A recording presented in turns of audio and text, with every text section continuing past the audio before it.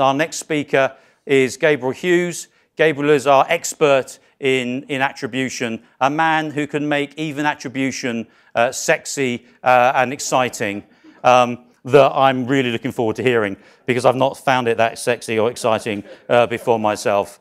But so remember, enjoy your day and try not to get run over along the way. Thank you very much. Over to Gabriel. Thank you, Mark. Thank you. I don't know about sexy and exciting, but I'll try and make it interesting at the very least. I've been working in the digital sector since the late 90s. I was wondering whether I should say, since the turn of the century. I don't know if people use that phrase to talk about the year 2000. It was actually quite a long time ago, and the industry is still changing rapidly. I've been working on the problem of attribution at Google for the last 4 or 5 years, but it's only really in the last 18 months or so that this statement, that last click is not the whole story, has become relatively uncontroversial. I imagine most people in the room would agree that last click is not the whole story when we're looking at performance and the performance of our digital media. And yet, of course, it is still the standard that is used to measure performance. And that's the problem I want to talk about today when I'm talking about attribution. Now, it's a huge subject, okay? We've heard a lot already today about multiple device use, for example. And that's an increasing problem, because even when we move beyond last click, we have the problem that we tend to be looking at clickstream data that's based on cookie-based tracking, and that tends to be one device, one browser at a time. And it's a big problem, and it's a problem that Google wants to fix, and I know a lot of you want to fix it as well. And frankly, we're not there yet. It's a difficult one. What we do know, though, is that the direction of bias that this increasing sort of fragmentation of device use creates, the direction of that bias is to make user journeys to conversion look, less complex than they really are. It fragments that data, and it makes it look as if there are these short journeys, when in fact there are these much more complex journeys. And we only ever see a snapshot, in any case, of what's going on with the consumer, because we only ever see the bits that we track, that we pay for, right, and that we bid on. And so just bear in mind as we go through this that there's a wider user journey out there, and we can only ever capture part of it. And no matter how we try to get the data and understand the data, there are always these limitations that we have to try and address and build in when we're doing this. So last click is not the whole story. So I'm going to unpack a little bit what that means. I know, as I said, that most of you would agree with it, but let's just delve into sort of what that problem is and why it's a problem, and then let's start to think about how we can solve it. So here we have a conversion journey, and this is just an example, ending with an affiliate click and a sale. And there are many, many paths to conversion, but here's an example journey where the user has gone through a generic search, maybe they've been exposed to an ad on a display network, maybe it was retargeted, then they've made an organic search, a brand search, and then finally they've clicked on the affiliate. And some terminology as we go forward. This is the last click, and we refer to assist clicks and impressions. So we have metrics now in a lot of our platforms, and these assist metrics refer to these clicks and impressions that happen prior to the conversion. A lot of people now, when they talk about attribution, like to use sporting analogies. I don't know if anyone's seen the Google video about multi-channel funnels, but there's a basketball analogy in there, and you shouldn't credit only the guy who pops the ball into the basket. Of course, in Europe and outside of America, it's all football or soccer analogies that we prefer to use. So you shouldn't give all the credit to the striker. You need to think about the midfielders and all the other players. I heard a good one the other day. There was an IAB event on attribution, and the head of research there was talking about his journey to the event. And I wonder, the people in this room can think about your journey today. I imagine some of you, came on the train, and maybe you got a bus, or well, actually, I don't know how many got a bus, but maybe some of you got a bus, maybe got a taxi. All of these different vehicles have different strengths and weaknesses. The taxi is more expensive, but gets you exactly where you want to go. Okay, the train is faster, but it doesn't get you exactly where you want to go. I think that's quite a nice analogy as well. So it's thinking about that journey. So let's just look at why it matters. This is some research that we did comparing 2 quarters, Q3 and Q4. This was actually back in 2010. And it's looking just at search at the moment. And what we did was we got a whole range of advertisers who had significantly increased their spend in generics in the run-up to Christmas in order to try and obviously boost their sales in that period. And obviously there were more sales in that period, as you might expect. But what's interesting is where that growth came from.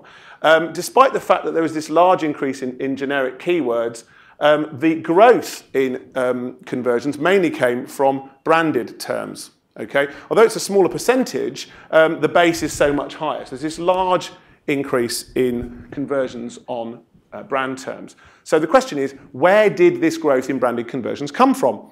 And it's the assist metrics which give the game away, because in fact, it was the brand conversions that were exposed to generic terms that really were behind a very significant proportion of that growth. So that's why it matters, because if you're using last click attribution in your performance, you wouldn't have properly valued the contribution that those generic terms were making. And of course, this argument applies to all kinds of digital media that assist in the journey to conversion. And the reason why is because people take time to convert. These are some figures from a study we did with Nielsen, where we're able to look at multiple advertisers instead of one siloed view at a time of each advertiser in different sectors, a selection of sectors where people do take time to think about what they're doing, research their purchase a little bit. The one that amazes me on this particular chart is the length of time some people take to purchase apparel online. 27 days is the average. And remember, if it's an average, it means that within that distribution, there'll be some people who are taking much, much longer than that to purchase apparel. So what we're saying is that last click is too late. Last click is too late. I'm going to simplify a little bit, okay? Exactly what happens in any user journey is, it varies from case to case. But a typical pattern is that a journey to conversion starts with something like display, social, generic search.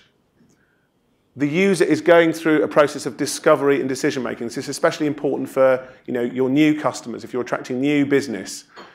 People who don't just navigate straight to your site in a single click are often making up their mind about what they want to do, which brand they want to purchase. And the question you have to ask yourselves is, do I want to try and influence people before they've made up their mind or after they've made up their mind? Okay?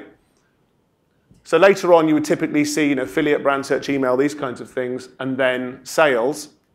And I suppose the point I'm making is that what you won't see are the sales that the other guy generates through these activities over here. And that if you optimize to the last click, while others optimize to the earlier clicks, then you lose sales. And you won't even see those sales, right? Because the other guy takes them. And just finally, to sort of pin down exactly what the source of bias is, most advertisers use some kind of ROI rule along the lines of minimizing cost per acquisition. Sometimes it's cost per revenue share. That's obviously the typical performance metric that we use. And this metric is it's your cost divided by conversions, and your conversions are counted on that last click. So these assists are all left out of your ROI equation. That's the bias right there. You're using this to optimize your activity, and you're missing the assistive role of these. Okay, so much for the problem. How can we fix the problem? Well, first you need data. Right now, you're scratching the surface if you're not looking at user journey data. We have a number of solutions at Google which supply that user journey and that assistive data. We're not the only ones now, okay?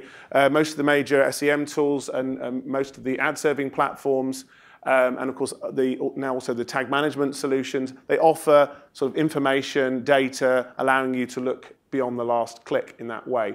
So you need that data as your starting point.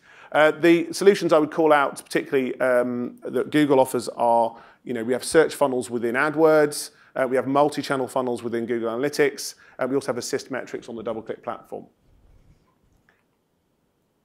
So this is an example from a search funnels report, and I don't expect you'll be able to see this particularly well, but I'll just show you, I'll zoom in a second. So in this example, we've got keywords, or this could be campaigns. This is looking at one search account, for example. And then we have, last clicks, assist clicks, and various ratios, which I'll explain. And I just want to give you, before we get into the whole problem of attribution modeling, just a quick insight into how you can use this data to just optimize search in particular. So if we zoom in a little bit here, it's a bit tricky with this board being split up in the way that it is, but you can hopefully see that we've got a column here which is a ratio of assist to last clicks. And if you were using one of these reports or a similar report from another solution or platform, you should be looking at situations where you have a high ratio of assist to last clicks. Okay, this represents a possible keyword or campaign or activity which is could be biased by last click because it's assisting more than it's delivering on last click, and so there's a potential attribution problem there. The other one which I think is quite interesting is this. This is the impression ratio, assist impressions to last click. Search funnels is got a very interesting feature. It allows you to look at impressions that preceded a conversion. Right, so search impressions that preceded a conversion. And I've started calling these dodged bullets. Because if you've got an ad that's driving some conversions, but that's driving a lot of impressions per conversion, then what's going on is that users are converting, right? You're getting consumers to convert, but they're along the way being exposed to your ads and they're not clicking on them. Now, some argue in the case of search that there's a branding effect. And if the ad's in the top position, then I would tend to agree with that. I think it can influence you. I think seeing an ad in the top position in search can influence you to go and buy without you having to click on it. But if, as in the case of a retailer that I spoke to yesterday, you're getting a lot of those assist impressions, but that ad is in the 5th position, for example, then you've dodged a bullet. Because I'm willing to bet that if you were to bid a little bit more and go for a higher position, you'd actually drive more conversions. Because your ad is relevant to those searches, but people aren't clicking on it. Now looking at multi-channel funnels, and this opens up the possibility of looking beyond search and into display and into affiliate and into email and all the other channels that you can track and link into your Google Analytics account. We're trying to make it easier. That's what you're trying to achieve. We would always argue that you should seek an evidence basis. So you should form hypothesis from your attribution analysis and your metrics, and then you should seek to test those metrics, right? So in the case of the analysis I showed you earlier, where it appears that generics are driving more value than last click metrics would suggest, then a sensible, if that was your hypothesis, a sensible approach would be to test it. What happens if we spend a bit more on a few generic terms? Does it drive more conversions or not? So, you won't get to the final answers just by sifting through the data. But if you don't sift through the data, you won't identify what are the right questions to ask and where you have potentially an attribution issue. And so really, increasingly, our platforms are allowing people to run multiple attribution models. I'm going to explain, this is really the same thing I just showed you, but just in a kind of idealized cycle. I don't suppose anyone really does this, but in the ideal world, what you would do is you would look at your data, you would ask yourself, is there an attribution question? You would assess the sensitivity of different keywords or ads to different attribution models. You would test hypothesis, right? You would use, experiments, modeling, research to try and establish what the answers to your hypothesis, what the answers to your key questions are, okay? And then you feed those results back into your attribution. You go, okay, I'm going to look at a first click and a last click model because, I think I've got good evidence for believing that's the right way to go, for example. Now, anyone can do attribution modeling. I do get concerned with this topic, and following on as well from Mark's introduction, that, it's not sexy. It is just a case of, there's lots of data and it's very complicated and, what do we do? And we need to, have a group of experts look at this because we can't solve this ourselves. It doesn't have to be like that. Anyone can run attribution modeling as well. You don't necessarily even need a special platform. We've been helping people do it by just exporting data from their Google Analytics account and applying a weighted sum in this way. This is just an arbitrary attribution model. Okay, it's just different ways of assigning credit to these metrics. And how do you decide what the model represents for you? Well, a good way to do is think in terms of marketing objectives. So if your marketing objectives are about introducing the brand, or if they're about brand awareness or something like that, then you would be thinking more in terms of the role of impressions and the role of ads earlier in the consumer journey, as opposed to closing the sale. If you did want to do it, one easy solution that we do have is the Google Analytics Premium Attribution Modeling Tool. So you need to be a Google Analytics Premium customer. If you don't know, we are now selling Google Analytics. It has additional features and service level agreements and so on. And we have now built into it an attribution modeling tool. And you can see that this is very consistent with the philosophy I've just outlined to you, in that it allows you to build up multiple attribution models and compare performance to ask yourself, is there an attribution problem here? So I'm grateful to Greenlight and also to Laura Ashley for allowing us to have a very high-level look at their data and to give you some insights into what you can do with it using the sort of data that I've been talking about. So to begin with, we've looked at channel interaction by conversions. And this nice Venn diagram is something that appears directly in Google Analytics in the standard edition, in the multi-channel funnels piece. And I've added some percentages in there. And due to the way that the Laura Ashley account is set up, we're able to look at referrals, which includes affiliate and email activity, and then organic search and, of course, paid search, and to look at the overlap of these channels in the path to conversion, just the overlap. And I think the overlap's a really great place to start. Suppose you had, the example I gave a moment ago, a theory that your display was driving your search activity. If that was your theory, well, if you could establish what the size of the overlap was in consumer journeys to conversion, what percentage of conversions involve people who both saw the display ad and clicked on a search ad, then that would set the sort of upper limit on that hypothesis. Okay, if that number is 20%, then the size of your synergistic effect, it can't be more than that 20%. Okay.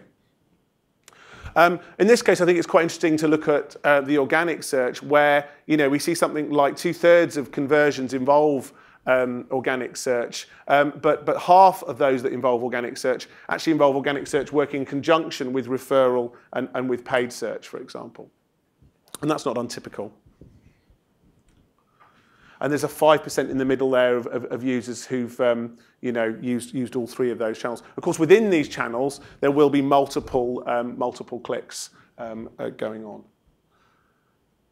This is the sort of path data that you typically get using these sorts of reports. So in the case of Laura Ashley, we find that 74% of sales revenue involves multiple interactions, and that 42% of sales take longer than a week to convert. I haven't included the time graphic in here, but there's also a graphic that breaks out the time to conversion. And it's also instructive and interesting, and this isn't untypical. If you look here, we've got the percentage of total conversions and conversion value. And you can see that when you look at the single path length, there's more volume in the single clicks than there is value. In other words, the higher value purchases are those, unsurprisingly, which involve multiple clicks to conversion. Of course, as you get onto larger sorts of purchases, more considered purchases like travel, you'd expect that proportion to increase. So I've applied some attribution models to the channels we have got using the attribution modeling tool. And just what are these models? Okay, there's nothing magic about them. They're just different ways of sharing credit along the user journey. So first click should be pretty clear what that is. First click is available right now in the GA standard edition as well, I should add, as well as appearing in search funnels.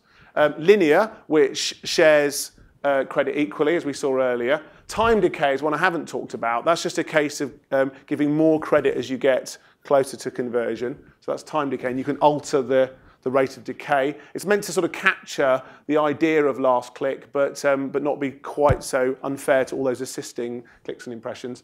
And then the U-shape, the old bathtub model again. In this particular case, it's the referrals which are losing out relative to last click. It doesn't mean there's anything wrong with referrals. It just means that referrals tend to win on a last click basis, right? So the email and the affiliates in this particular case.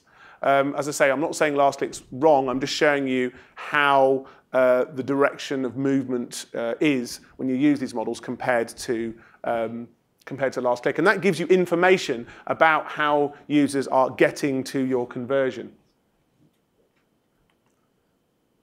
And then finally, we've gone right down into search. So, it's all very well having information and metrics, but, ultimately what you want to do with these models is adjust those performance metrics. As we established at the start, the source of the bias, the place where it's realized, most commonly is in that CPA metric, that last click CPA metric that's based on last click conversions. So what you can do with this data is you can revalue your CPAs, and you revalue your CPAs by moving those conversions around. You're not inventing conversions out of thin air. What you're doing is you're saying, I'm going to give some of the credit to those conversions to other channels and activities. In this case, because we've got the data, we're able to look at search again, and you do need the cost data, and obviously not having the cost data for the other channels, it's just easier for us to be able to look at search because we've got the cost data right there, obviously with Laura Ashley and Greenlight's permission. And I just compared 3 search campaigns that were going on. So there's, and Greenlight will be able to tell me more about what these campaigns actually involved. But this is lighting accessories, I believe, and then lighting shades. That's lighting, and that's lighting shades here. So this is a sort of includes the Laura Ashley brand term. This would be Laura Ashley pure, and this would be lighting shades. This would be generic. And what this does is it's comparing the way in which the cost per acquisition changes when you compare last click to first click. Okay, so what happens is the first click CPA for the generic terms is 27% cheaper than the last click CPA for generic terms. And the reason why that's happening is because there's a significant proportion of people who are clicking on the lighting shade generic terms and they end up converting elsewhere. Where do they convert? Well, they convert over here on the brand terms. That's why the brand CPA increases by 10%. In case you're wondering why the numbers don't exactly add up, well, of course, the volume on brand terms is so much higher than it is on the generic terms. But overall, the number of conversions stays the same. And that's actually really a common finding, that, as we attribute to earlier clicks, brand CPAs rise while generic and related CPAs fall. And once you've got that information, then you can start saying, fine, how big is the problem? If you've got a situation where, the CPA is, most people have got a target CPA. If you've got a situation where the new CPA that you get from your attribution model suddenly sits in a different place, it comes under your target CPA instead of over it, then you may have an attribution problem, and it may be worth experimenting and testing and seeking evidence, right? So ask yourself the question, could I drive more growth? Could I drive more conversions by investing in this potentially undervalued channel? All right. Oh, and it sort of vanished into thin air. I think I pressed the wrong button.